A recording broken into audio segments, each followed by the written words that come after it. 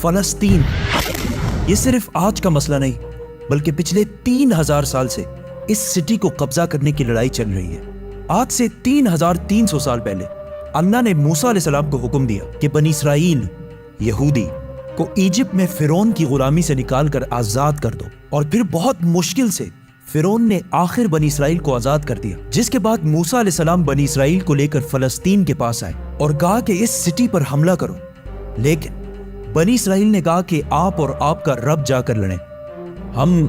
یہ لڑائی نہیں کرنے والے، جس کی وجہ سے اللہ نے 40 سال تک انہیں اس ڈیزرٹ میں رہنے کی سزا دی، جدھر موسیٰ علیہ السلام پر آسمانی کتاب تورات نازل ہوئی۔ اور اس تورات کے پہلے chapter The Book of Genesis میں کلیئرلی لکھا ہے، صاف صاف لکھا ہے کہ یہ علاقہ فلسطین اللہ نے صرف اور صرف ابراہیم علیہ السلام کی اولاد کے لیے رکھا ہے، جس کی وجہ سے آج تک یہ جتنی لڑائیاں چل رہی ہیں یہ اس لیے ہے کیونکہ یہودی یہ کلیم کرتے ہیں کہ تورات کی اس آیت کے مطابق جروسلم اور فلسطین پر صرف اور صرف بنی اسرائیل کا حق ہے، کیونکہ بنی اسرائیل ابراہیم علیہ السلام کی اولاد اسحاق علیہ السلام کی اولاد میں سے ہے، اینڈ اٹ میک سینس، تب تو ان کو ملنا چاہیے۔ لیکن تورات میں لکھا ہے کہ یہ علاقہ ابراہیم علیہ السلام کی اولاد کے لیے، صرف اسحاق علیہ السلام کی اولاد کے لیے نہیں۔ ابراہیم علیہ السلام کے ایک نہیں بلکہ 2 بیٹے تھے، اسحاق اور اسماعیل۔ اسحاق علیہ السلام was the father of بنی اسرائیل، بٹ اسماعیل علیہ السلام کو عربوں کا فادر سمجھا جاتا ہے، اور یہ بات صرف ہم نہیں، ایون یہودی بھی اس بات کو مانتے ہیں۔ تو انہی کی کتاب تورات کے مطابق فلسطین پر صرف اسحاق علیہ السلام کی اولاد کا حق نہیں ہے بلکہ اسماعیل علیہ السلام کی اولاد عربوں کا بھی حق ہے۔ موسیٰ علیہ السلام کے ساتھ 40 سال ڈیزرٹ میں رہنے کے بعد آخر بنی اسرائیل نے جاشوا کی لیڈرشپ میں فلسطین کو فتح کر لیا، لیکن کچھ ہی عرصے بعد یہ سٹی ان کے ہاتھ سے دوبارہ نکل گئی، اور پھر اگلے 300 سال تک بنی اسرائیل اس سٹی کو دوبارہ حاصل نہیں کر سکے۔ لیکن 300 سال بعد بنی اسرائیل نے داؤد علیہ السلام کی لیڈرشپ میں اس سٹی جروسلم کو دوبارہ فتح کر لیا، اور ان کے بیٹے سلیمان علیہ السلام نے یہاں پہلی دفعہ اللہ کی عبادت کے لیے ایک مسجد، ایک ٹیمپل بنایا۔ سلیمان علیہ السلام کے بعد یہودیوں نے فلسطین اور جروسلم پر 400 سال تک حکومت کی، لیکن 400 سال بعد بیبلون عراق میں ایک بہت ہی طاقتور امپائر بن چکی تھی، جس کے بادشاہ بخت نصر نے اپنی امپائر کو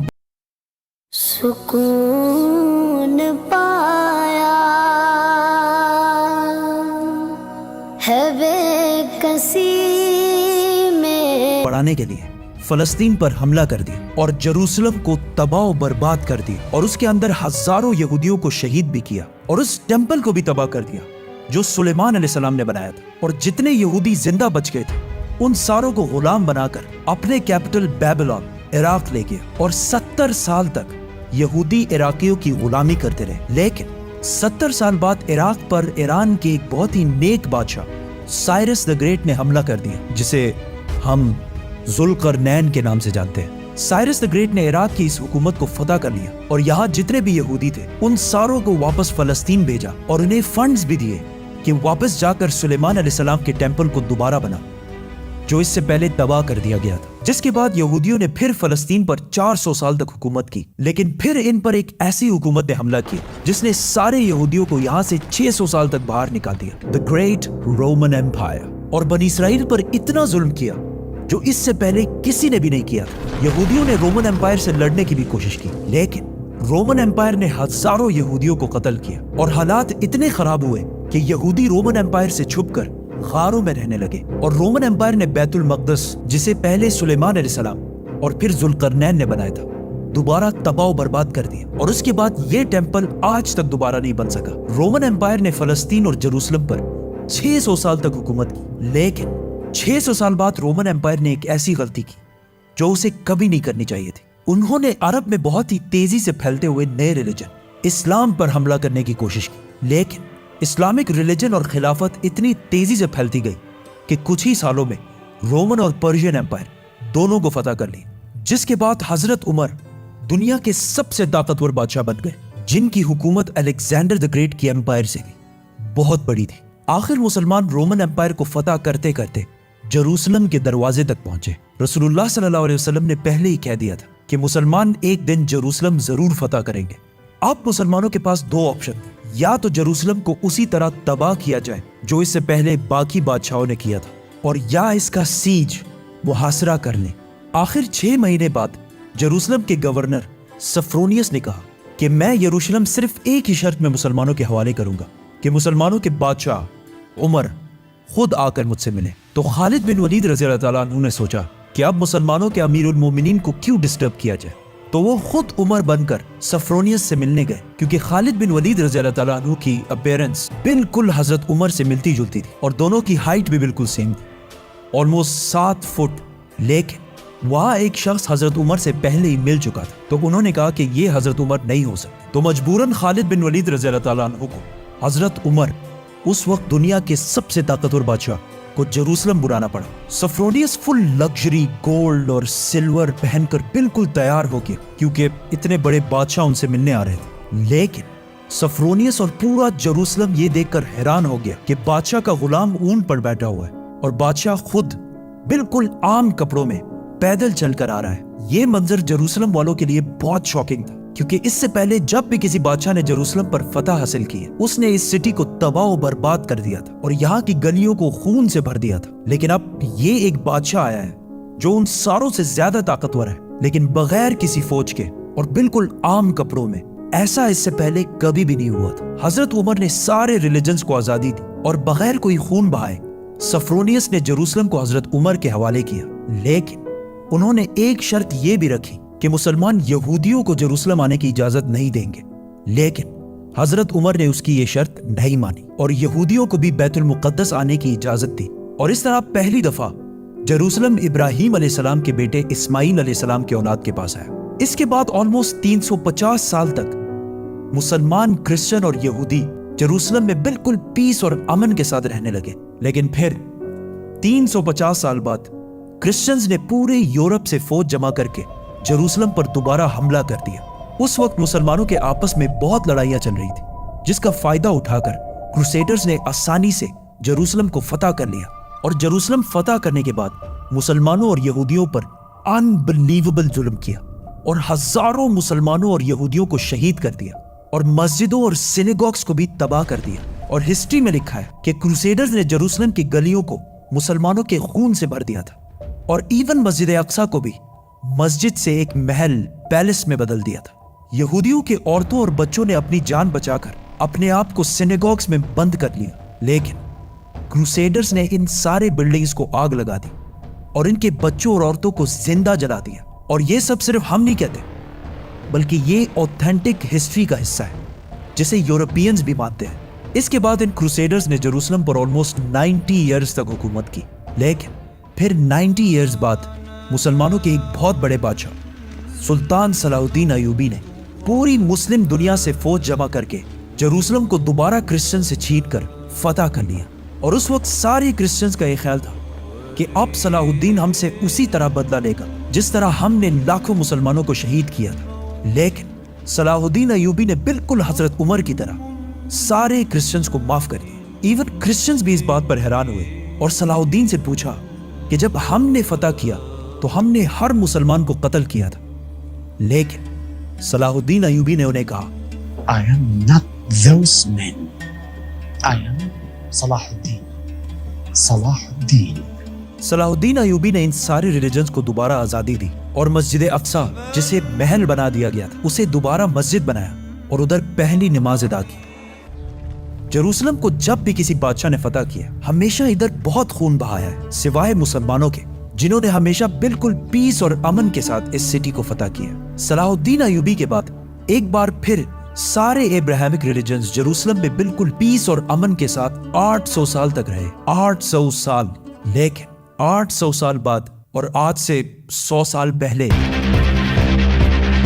جب جروسلم پر آٹومن امپائر کی حکومت تھی تو ورلڈ وار 1 کے بعد عربوں نے برٹش کے ساتھ مل کر عثمانیہ خلافت کو ہمیشہ کے لیے ختم کر دیا کہ ہم عربوں پر یہ ٹرکش لوگ آ کے کیوں حکومت کر رہے ہیں۔ تو اس نیشنلزم کی وجہ سے فلسطین بھی مسلمانوں کے ہاتھ سے نکل گیا، لیکن تھوڑے ہی عرصے پہلے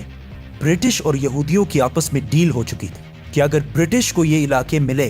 تو وہ ادھر ایک یہودی اسٹیٹ بنائیں گے۔ اور یہ معاہدہ ہوا کیوں تھا؟ کیونکہ اس سے پہلے یہودی یورپ کے ہر field, business, science, medical, banking, ہر چیز میں بہت سٹرونگ ہو چکے تھے، جس کی وجہ سے یہودی یورپ کے سب سے طاقتور اور رچ کمیونٹی بن گئے۔ تو ان کی سپورٹ حاصل کرنا برٹش کے لیے سب سے ضروری تھا، اور پچھلے 1800 سال سے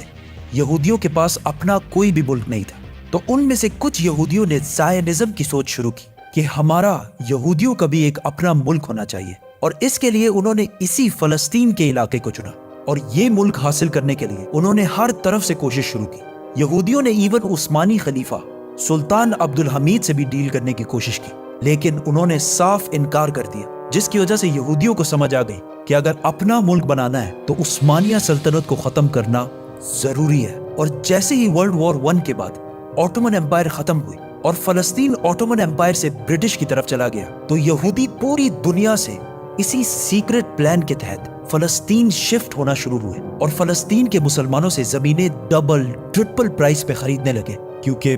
पैसा तो उनके पास बहुत था। ब्रिटिश एम्पायर ने भी बेल्फोर डिक्लेरेशन में यहूदियों के एक अलग स्टेट होने को सपोर्ट किया, ताकि वर्ल्ड वॉर्स में यहूदियों का सपोर्ट और पैसे दोनों हासिल कर सके। और स्पेशली वर्ल्ड वॉर 2 के बाद यूरोप में हिटलर के यहूदियों पर जुल्म के बाद यहूदी और भी ज्यादा पूरी दुनिया से फलस्तीन में जमा होने लगे और फलस्तीन में आहिस्ता आहिस्ता लड़ाइयां बढ़ने लगी, जिसकी वजह से यूएन ने एक फैसला सुनाया कि फलस्तीन को 3 हिस्सों में डिवाइड किया जाएगा। एक हिस्सा फलस्तीन,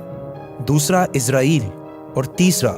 जेरूसलम, जो इन दोनों में से किसी का भी नहीं होगा, बल्कि यहाँ यूएन की हुकूमत होगी और इसमें सब रिलीजन्स को आज़ादी होगी। जिस पर अरब ममालिक ने इस फैसले की सख्त मुखालफत की और इजराइल के आज़ाद होने के सिर्फ एक दिन बाद इजराइल पर हर तरफ से हमला कर दिया। इजिप्ट, जॉर्डन, सीरिया, तीनों की फौजें एक साथ इजराइल में दाखिल हुई, लेकिन बहुत ही बेशर्मी से अरब ममालिक ये जंग हार गए और एक ऐसे मुल्क से हारे जो उनसे साइज में बहुत छोटा और जो इस जंग से सिर्फ एक दिन पहले आजाद हुआ था। इस हार की वजह से जो प्लान यूएन ने इस जंग से पहले बताया था, उसका सिर्फ 40% इलाका फलस्तीनियों को मिला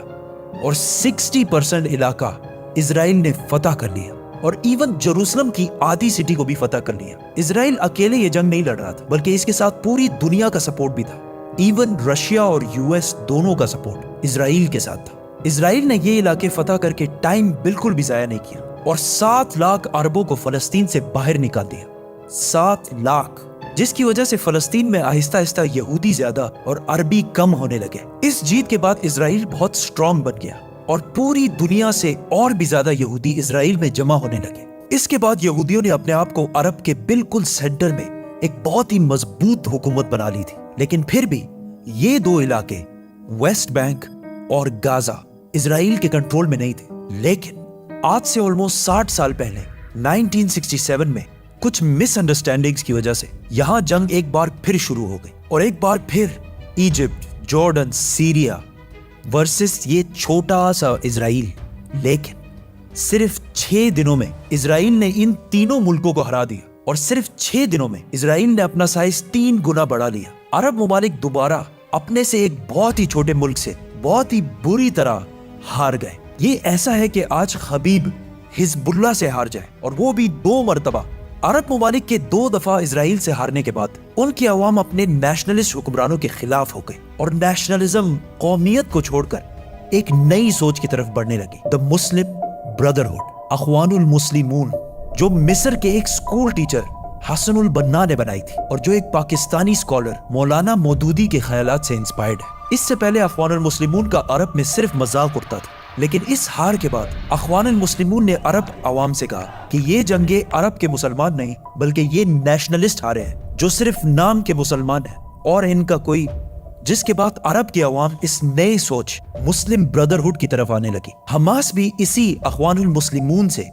इंस्पायर्ड एक ग्रुप है, लेकिन अखवानुल मुस्लिमून वायलेंस के खिलाफ। इस जीत के बाद इजराइल ने वेस्ट बैंक, गाजा और जेरूसलम सब पर कब्जा कर लिया और आज तक ये सारे इलाके इजराइल से दोबारा कोई भी नहीं छीन सका।